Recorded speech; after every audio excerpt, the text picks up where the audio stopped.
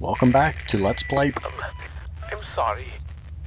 Sometimes my emotions are like a disobedient pet. Uncontrollable and often rolling in shit. Better safe than sorry, they say. But I think we are both sorrier than we are safe. A tunnel lies between a nearby watery cave and the place where things are kept. Take the second right from the closed door, and you will find what you seek. I was trying to say welcome back to Let's Play Penumbra Overture. And then Red decided to grace us with his presence.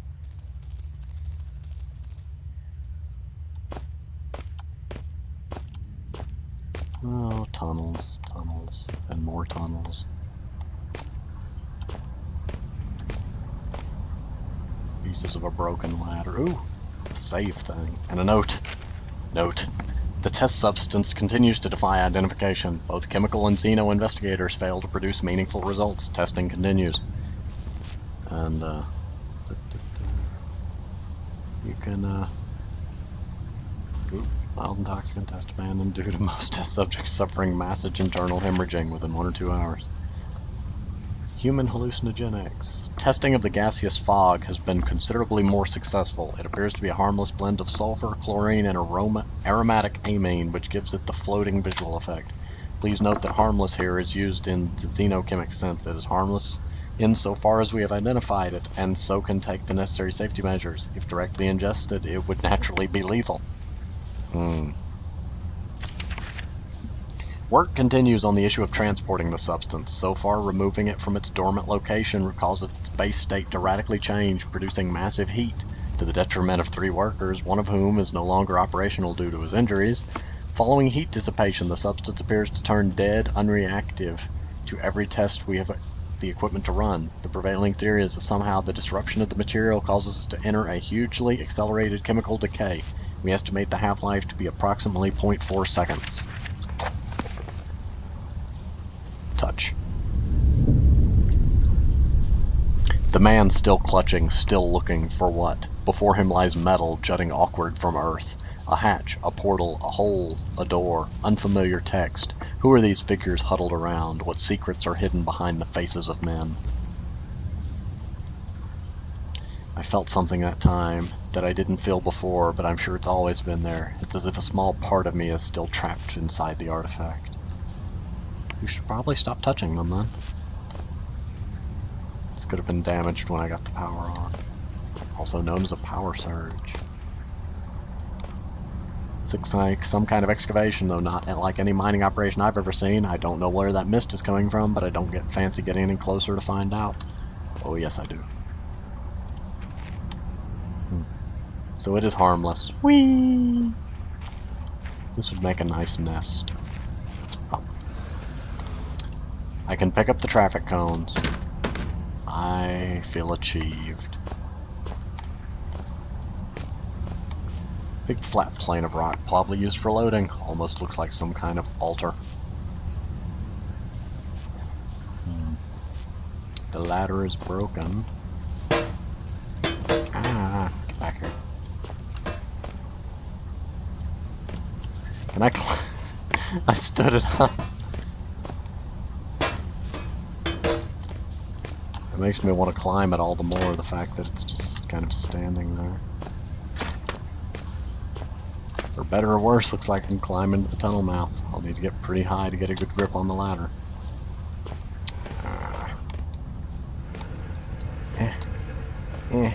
It's so heavy. It's so heavy. I need you to go this way, box. Go this way, magic box. I'm not here to dance with you. I've got a barrel for that.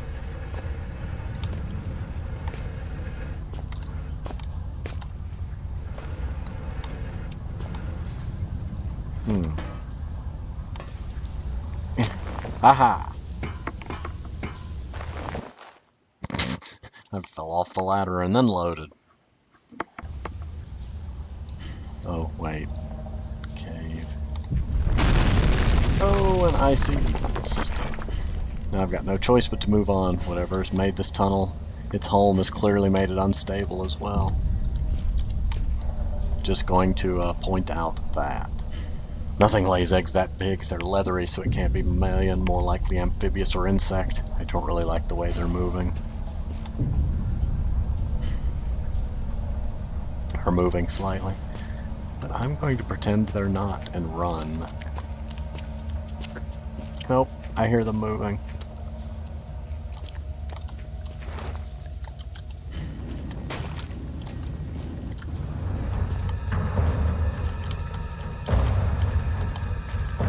Oh, crud! Shoot.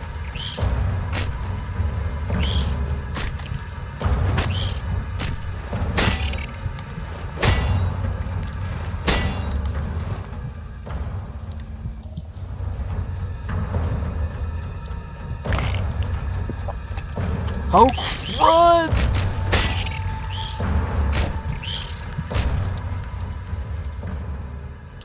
Yeah, that's the part of tunnel didn't block off properly that I should have been worried about.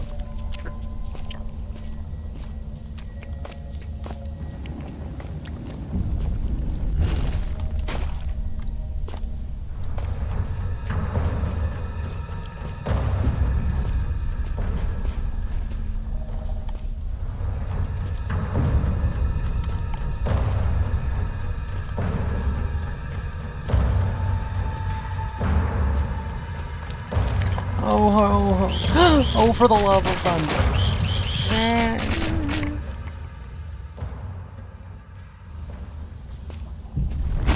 I swore there was a more productive means of blocking that tunnel,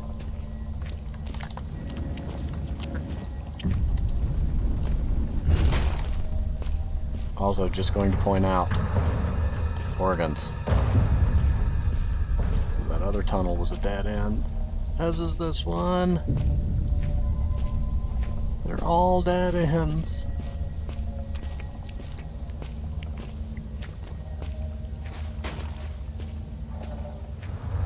Wait, I think I know what to do.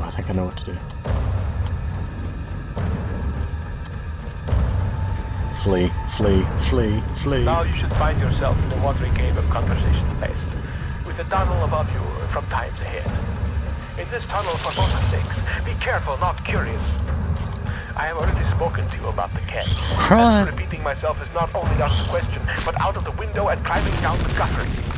There are spiders in the tunnels that love to suck on the humid fluids, so do not disturb the walls. They are fragile like the china vase in the hooves of the bull.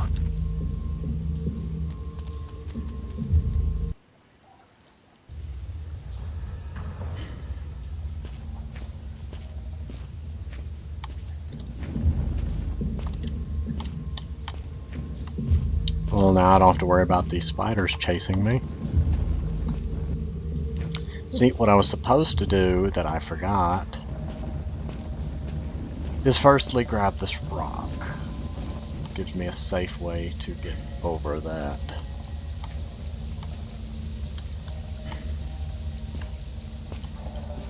And then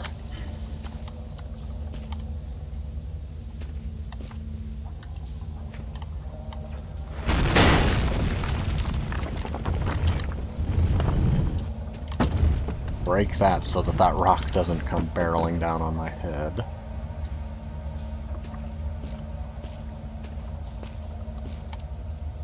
Oh no. Oh no. Run.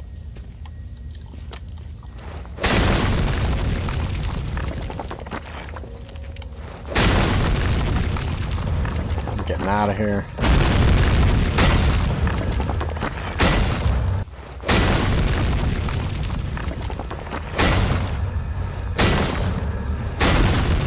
Run, run, run, run, Philip, run for the name of all that is holy. Run! I did not plan on dying that much in there. I can't possibly go back up there with those things. There should be some insect repellent in that red and white cross box in that room. Just in case those spiders found your flesh delicious. How does my brain flesh know your fluids are leaking? Because the red tricked you.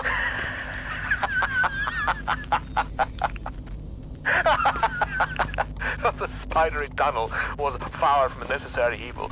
More so, it served as a well-deserved punishment. For what? You thought my mind had been lost to the ravages of time, but poetic justice has struck with a sonnet and an 8-legged baptism of fire. With justice now served cold, I hope that we can be good friends. Now reclaim the key and go juice, and find a way to the mining monster.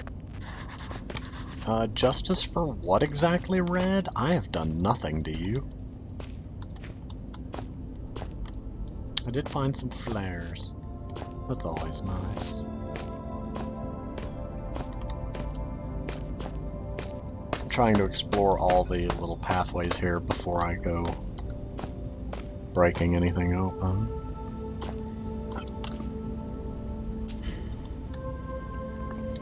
Found a key.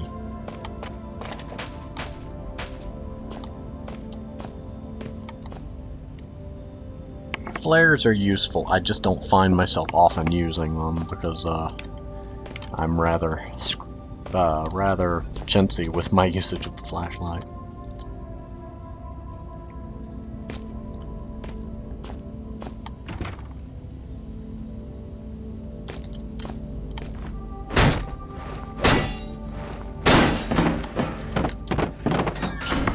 Well, now I want to know what's through this door. Well, now I want to know what's through those air vents that I ignored. Oh, this leads back out into this area. Okay, let's go back in here. I skipped something.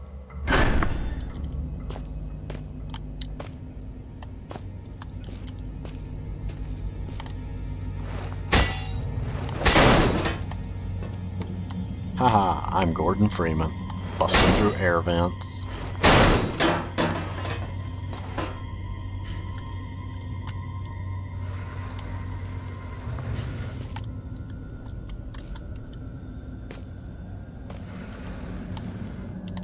Someday Half-Life 3 will emerge. I really would like to see how that story goes. Oh, ominous music. Inuit mythology, Christian foresight, first published 1903. Over the past 100 years, our people have seen something of religious revelation. The Kalalit and Inuit in general, I may have mispronounced that, if so I apologize, might be said to have seen the error of our ways, and Christianity has become increasingly embraced throughout the Arctic communities. If the purpose of this paper is to explore the true roots of our long-held beliefs and to uncover how they might be justified today in our newfound enlightenment.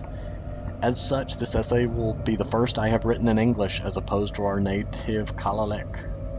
I am probably mutilating the language badly, but I'm trying. Animite. It is no coincidence that the word animak bears resemblance to the English word angel. It looks more like animal than angel, but okay. The animate are the Inuit equivalent of the soul, an undying entity released in the death of the worldly body. The concept itself is obviously well grounded in decent Christian belief. However, previous thought has been blasphemous to the extent that souls are attributed to all things, man or beast. To claim such a thing would be to imply that the killing of a beast for food is the same as the murder of your fellow man, and such a belief simply cannot be held by the civilized Inuit.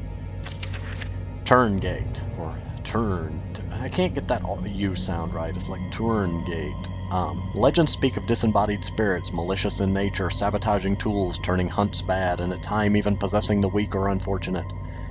A Turngak appears to have no recognized or agreed origin, both in terms of the legend itself and the individual being, causing great doubt to be entirely justifiable. Can we, in our Christian foresight, really believe in possessions and evil spirits? It seems perfectly clear to this writer that the real origin of the Turngate belief lies in the Christian demon, for as we are taught by the generous and selfless Moravian Church, without whose support our people would no doubt have starved many years ago, the demon is capable of possession and countless other atrocities, which only the good Christian man can avoid through a lifetime of humility and devotion. Angaquit. With the conclusions reached above, the status of the cherished Angakuk, the tribe shaman, should be obvious. Such people are in league with the Turngate demons, working side by side to control and contain the Kalalit people. We have no need for such superstition and suspicion breeding people in our Christian ways. The Protestant priest can perform all of the Angakuit's duties and more beside. God. The final challenge of a work such as this should be to find the nature of the Christian God and to ask why he has not been present for so many years of Inuit belief. Until recently, the Inuit people wrongly attributed to Animite almost godlike status in certain cases, and treated the Turngate as the devil incarnate. It is no major leap of faith to suggest such beliefs have been underpinned by a central concern that there has been something missing in Inuit life, that something is indubitably God. I hope that my findings have informed and enlightened the atheistic few that remain in Inuit culture, and ask the Lord Jesus Christ to redeem their souls. Written by Peter Henry Natur. Okay, that was very religiously charged. Very well written, though. Also a thing to touch.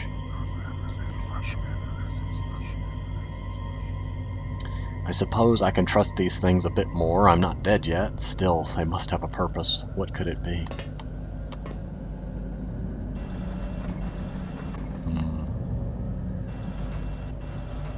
No, that way, that way, that way.